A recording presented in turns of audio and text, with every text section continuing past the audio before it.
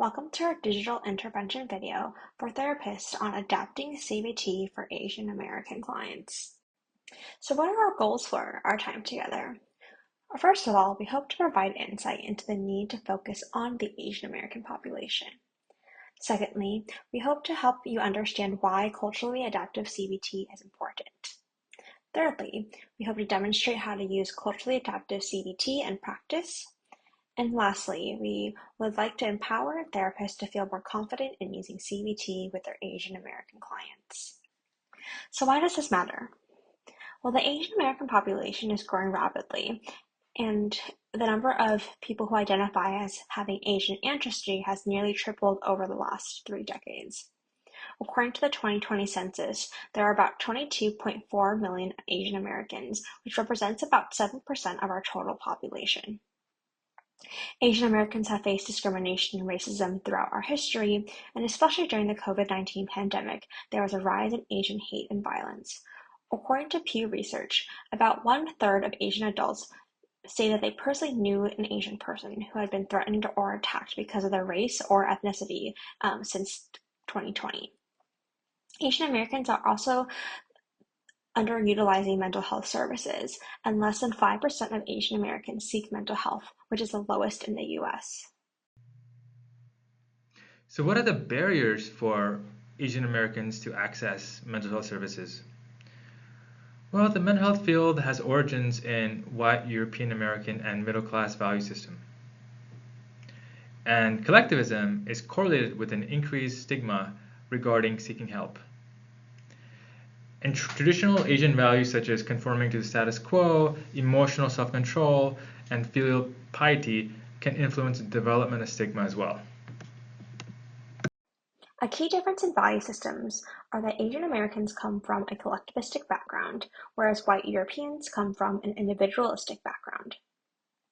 Individualistic cultures is focusing more on the me, on our own independence, self-reliance, and personal achievement, whereas a more collectivistic culture is focusing on the we, on community, on selflessness, and group achievements. An important thing to note is that for second, third, fourth generation Asian Americans, they tend to oscillate in between both of these groups, growing up both in an individualistic culture as well as a collectivistic culture. So stigma can take two forms in traditional Asian culture.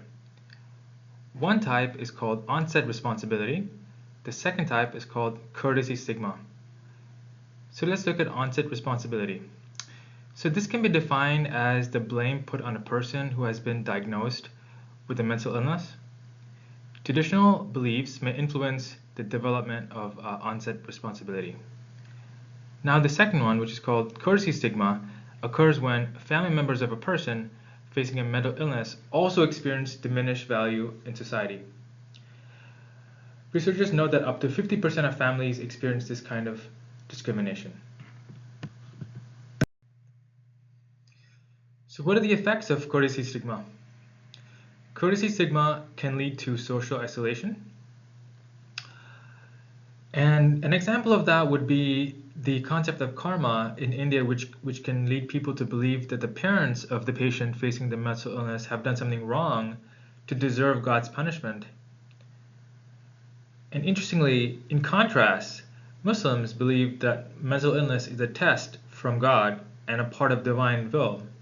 So it's possible that they would get blamed less and have less courtesy stigma because of that. So how can we reduce stigma? Well, Chowdhury and colleagues came up with a concept called cultural bridging, which basically uses cultural concepts to reach out to community members and perform community outreach and psychoeducation. And basically the goal is to erase myths and misconceptions and allow community members to see the benefits of therapy. CBT was developed in the early 1960s by Aaron T. Beck and is one of the most popular forms of psychotherapy. Goal of CBT is to solve problems by targeting and modifying unhelpful thinking patterns and belief systems using the cognitive model. On the right side, we have the cognitive model, thought, behavior, and emotion don't related. So what are the pros and cons of CBT? The pros are that it's individualized, short-term, and a very problem-focused approach. The cons, however, are that it's reductionist in its approach. There's a lot of emphasis on just individual wants and needs, which can be at odds with some clients from the Asian American community because Asian Americans have a lot of emphasis on the family unit and collectivist identities. So issue with CBT. CBT was developed based on individualistic culture. A therapist with an individualistic cultural background might advise clients to prioritize their own values over their family values in their decision making. However, clients with collectivistic cultural background would consider their family's values over their own interests in their decision making. So why culturally adapted CBT? I have a flow chart here that therapists may be familiar with when they're doing a CBT treatment. At the bottom of the chart, they're presenting problem and the problem coming from negative automatic thoughts. Negative automatic thoughts come from trigger and the trigger coming from unhelpful assumption. Unhelpful assumption coming from core beliefs and core beliefs coming from early childhood experience.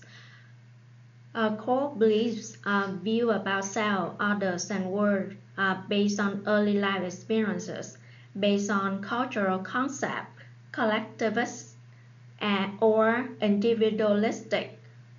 So when the when therapists aware of their core belief and the core belief of their clients, the CBT approach will be more effective in treating Asian American. So now let's look at a case study. So Bina is a second generation Indian American college student. Her parents were born in India. Her parents are traditional and conservative in their outlook. While she was originally staying at a dorm on campus, she she has come back home for a bit because her parents want her to stay home and take care of her younger brother. Bina wants to major in education, while her parents want her to major in business and carry on the family business. Bina has recently experienced some anxiety and depression and has started to see a therapist on campus. So what's the presenting problem? Well, it's anxiety and depression due to the intergenerational conflict that Bina is experiencing. There's different expectations that her family has for her. They want her to live at home and major in business. And Bina has to kind of balance and negotiate some of these boundaries with her parents. By using standard CBT approach, therapists will focus on Bina's core values and what she's wanting, and setting boundaries with her parents. However, this might cause anxiety because it contradicts with her core beliefs. Since Bina coming from a collectivistic culture, therefore her family wishes are also important for her to consider in her decision making. So how did the therapist culturally adapt CBT? Well, the counselor explored culturally relevant exposures and imageries to ground and relax Bina. This is to build and enhance a therapeutic alliance. For example, the counselor explored symbols from Bollywood and the Diwali festival, which Bina is passionate about. Culturally mindful therapy worksheets were adapted into the South Asian belief systems such as karma. Behavioral activation techniques were used as well because Bina thinks of karma as something that has to do with an action-oriented part of our life. So how has Bina been able to resolve this with her therapist? Well, Bina and her parents decided that Bina would live with her friends, but visit home on the weekend to help out. And Bina would double major in business and education. That way, she has options for the future. And as far as balancing the personal and the collectivist identity, this is something that Bina is going to have to work through with her parents on an ongoing basis. And that's the same for the intergenerational conflict, because Bina is second generation and her parents were born in India, so that's something that she's going to have to negotiate as time goes on as well. So, what are some things to keep in mind? Well, shame, stigma, language barriers, financial constraints, lack of access, the concept of loss of face are some of the reasons why Asian Americans underutilize mental health services. Researchers also suggest that the creation of culturally contextual treatment options will increase access, acceptance, and utilization of these services. We hope our digital intervention video has helped you understand a little bit more about Asian Americans and how to adapt CBT to your Asian American clients.